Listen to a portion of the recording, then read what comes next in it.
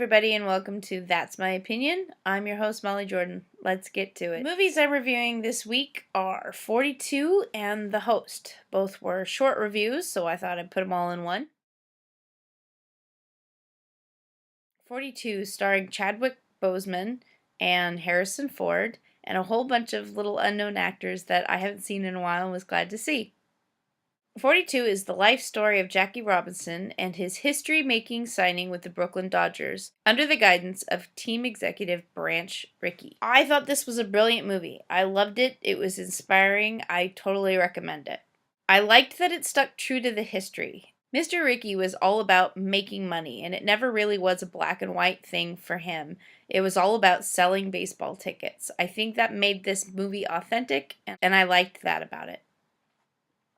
The good. I'm going to have to say the newcomer Chadwick Boseman was the good of this movie. He's a newbie to the screen, and he's really kind of an unknown guy. He's most known for the TV series Persons Unknown. Irony. I thought he did a great job. It was really good to see him, and I liked the fact that it was an unknown guy playing Jackie Robinson. You know, I never really will unsee Denzel Washington playing Malcolm X and those kinds of things, or Will Smith playing Muhammad Ali. I like that Chadwick was not somebody that we'd seen before. It made the movie not distracting. Also, another part of the good was how it ended. I thought we got just enough of it so that it didn't go over the top. It left us with a "and the rest is history" kind of ending. Liked that about it. The bad. I'm going to tell you that there is nothing bad about this movie. The timing was great. The acting was great. It was a very inspiring movie, and I can completely recommend it to anyone. The only thing is the ugly. The guilt complex I had watching this movie was unbelievable. I mean, I had a hard time reviewing a movie that made me feel bad for being white.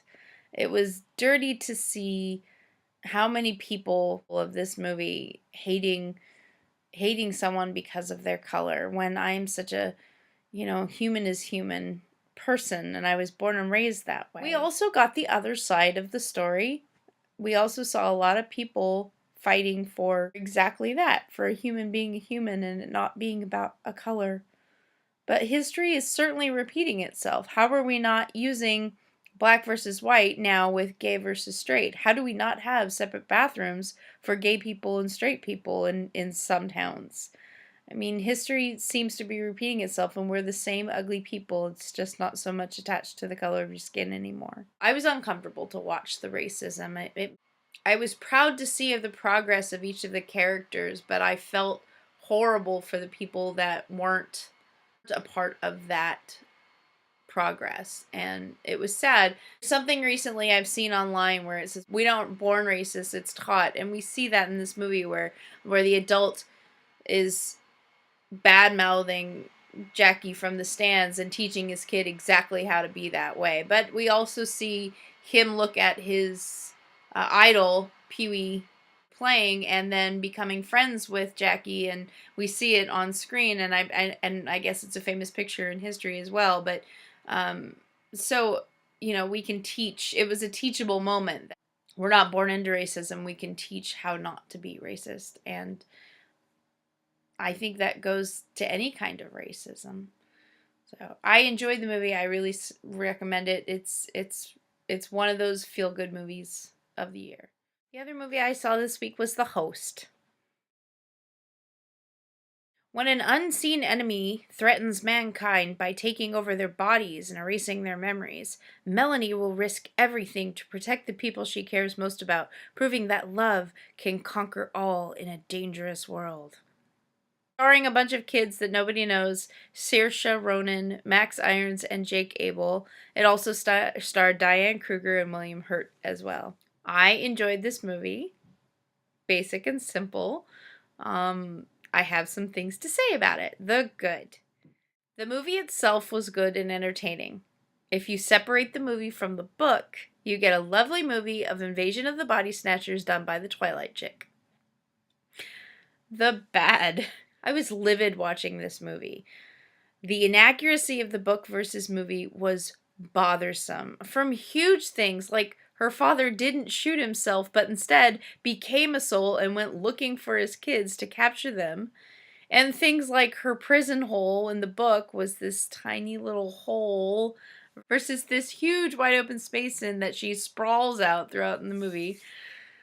To the little things like outfit detail and the area detail, like the room specifically being pitch black for a plot purpose and not just dim like they made it in the movie.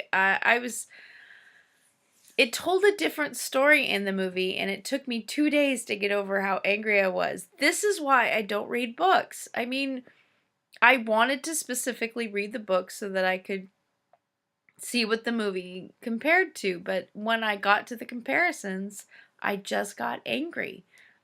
We saw another movie this week, an older movie called Speak, which is a book that my teenager niece is in love with right now, and apparently Kristen Stewart did the movie in 2004, and we watched it, and she went just as crazy as I did. No, that's wrong. No, that scene's not. No, he didn't say that. And I mean, movies don't ruin the book for me as much as there's a reason I love movies more than the book. I mean, there are people who love books and there are people who love movies, and I think if anybody tries to do both, it becomes very bothersome otherwise, because you're comparing too much. That you saw a different movie in your head, you saw a different vision in your head. Your imagination gives you a much different control.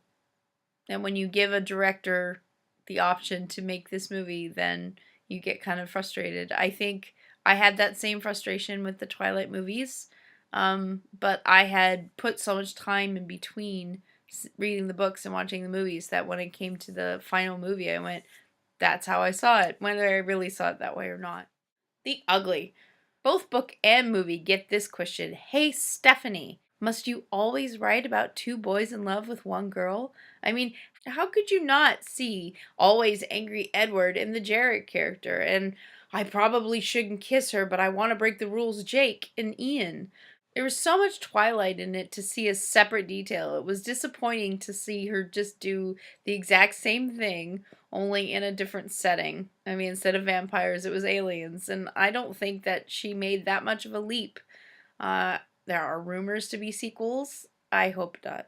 I wouldn't want to see more of what she's already done. A sequel would just mean money for her, and I think she's had enough. That's my review, folks. Short and sweet and to the point. I'm not sure what we're doing next week, but I hope that you guys tune in. Thanks very much.